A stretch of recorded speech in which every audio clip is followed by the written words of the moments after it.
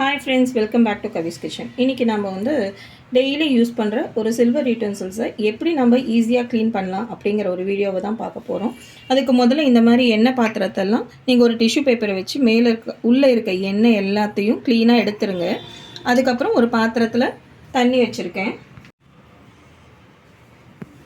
இப்போது நம்மளோடது இப்படி தான் இருக்குது. இதை நான் ஃபுல்லாக க்ளீன் பண்ணி எடுத்து வச்சாச்சு.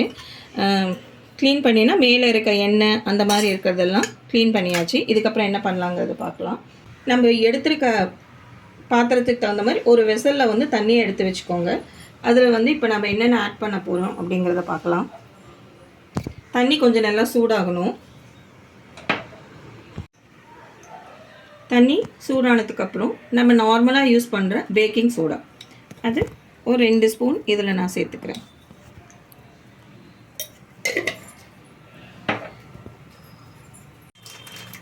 லிக்விட் சோப் பவுடர் எது வேணால் நீங்கள் யூஸ் பண்ணிக்கலாம். நான் கொஞ்சமாக சோப் பவுடர் யூஸ் பண்ணியிருக்கேன். ஒரு 1/4 ஸ்பூன் யூஸ் பண்ணால் போதும். இப்போ நம்மளோட பாத்திரத்தை எல்லாம் அதில் போட்டுடலாம்.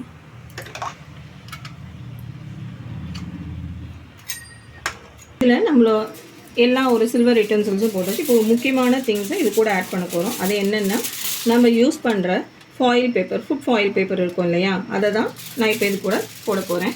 அதை நல்லா டேர் பண்ணி சின்ன சின்ன பீஸஸாக இது மேலே நம்ம போட்டுடலாம்.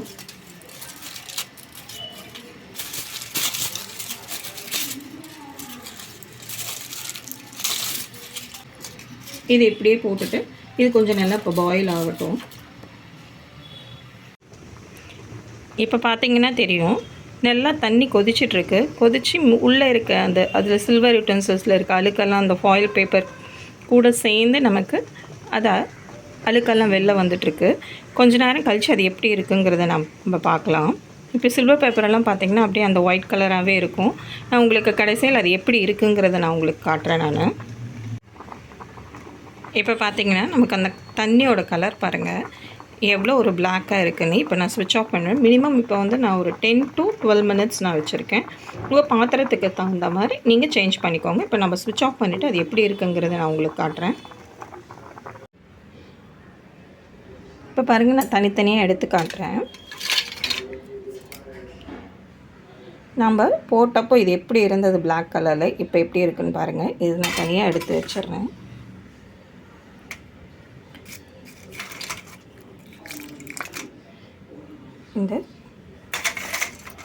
பாருங்கள், இந்த சின்ன கிண்ணமெல்லாம் எவ்வளோ பளிச்சுன்னு இருக்குன்னு பாருங்கள். இந்த உள்ளே இருக்க இந்த பிளாக்கெல்லாம் சும்மா நம்ம வந்து இதை இப்படியே வைக்க போகிறதில்ல. இது சும்மா லைட்டாக நம்ம யூஸ்வலாக தேய்க்கக்கூடிய சபீனா வச்சோ பவுடரை வச்சோ தேய்ச்சிங்கன்னா போயிடும். இந்த மாதிரி ஃபுல்லாக தண்ணியிலேருந்து எடுத்ததுக்கப்புறம் சபீனா போட்டு நான் கொஞ்சமாக லைட்டாக அந்த உள்ளே இருக்க சோப் பவுடரெல்லாம் எடுக்கிறதுக்காக வாஷ் பண்ணி எடுத்து வச்சுருக்கேன். எடுத்ததுக்கப்புறம் அந்த தண்ணி போக எல்லாம் நீங்கள் ஈரத்தோடு வச்சாதான் காற்றுல படுறப்போ இந்த வெள்ளி வந்து கருக்கும். நீங்கள் நல்லா தொடச்சிட்டு வச்சிங்கன்னா உங்களுக்கு வந்து கருக்காது. கண்டிப்பாக ஒரு 15 டேஸ்லேருந்து 20 டேஸ் வரைக்கும் உங்களுக்கு கருக்காது. இந்த மாதிரி மந்த்லி ஒன்ஸ் நீங்கள் பண்ணி வச்சிட்டிங்கன்னா உங்களோட சில்வர் யூட்டென்சில்ஸ் எப்போவுமே நல்லா பளபளன்னே இருக்கும். நம்ம க்ளீன் பண்ணுறது கூட நமக்கு ரொம்ப டைமெல்லாம் ஒன்றுமே கிடையாது. நம்ம எடுத்துக்கிட்டது ஒரு 15 மினிட்ஸ். நம்ம அதுக்கப்புறம் சபீனா போட்டு தொடச்சி எடுக்கிறதுக்கு ஒரு 5 to 10 மினிட்ஸ் நமக்கு இருக்குது. 20 மினிட்ஸ் போதும் நம்ம இதை க்ளீன் பண்ணுறதுக்கு.